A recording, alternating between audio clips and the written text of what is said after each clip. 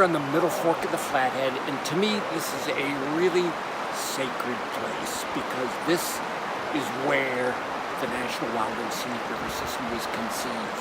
John and Frank Craighead got the idea for a national system of protected rivers right here where we are.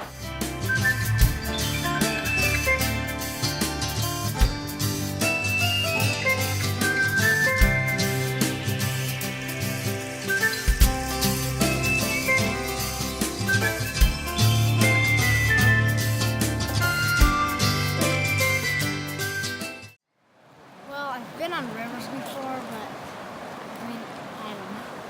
I feel I really like rivers, and I've learned some stuff about them, like why we want to protect them, and yeah. I really like a few things. Like I like how the fishing's really great, and I like the rapids are really fun, and I like how you can just hike from camp.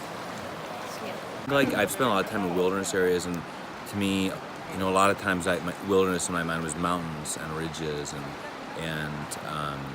lakes, and I didn't spend as much time as maybe I should have thinking about rivers and what they mean to these landscapes. And I think this trip has sort of given me a totally new perspective on the way you can move through a wild landscape and the river as both a sort of a transportation route and this incredible living, moving component of the landscape that is just so life-giving and beautiful.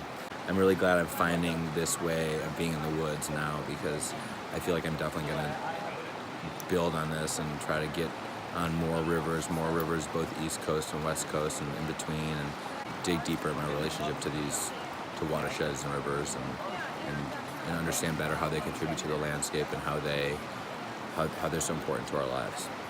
Also, they're just really fun, and it seems like the people who you find on them are really good people.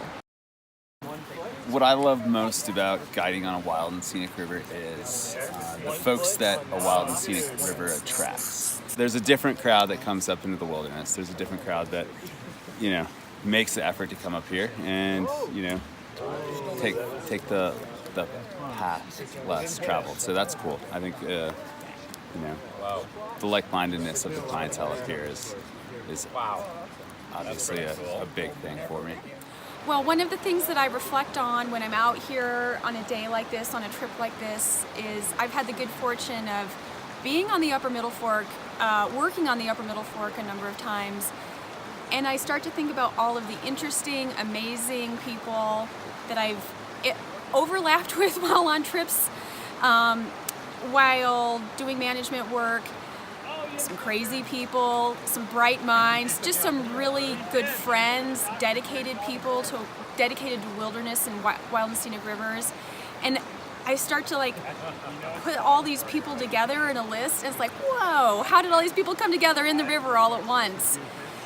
And it feels like the river starts to fill in the colorful characters in my life at some point.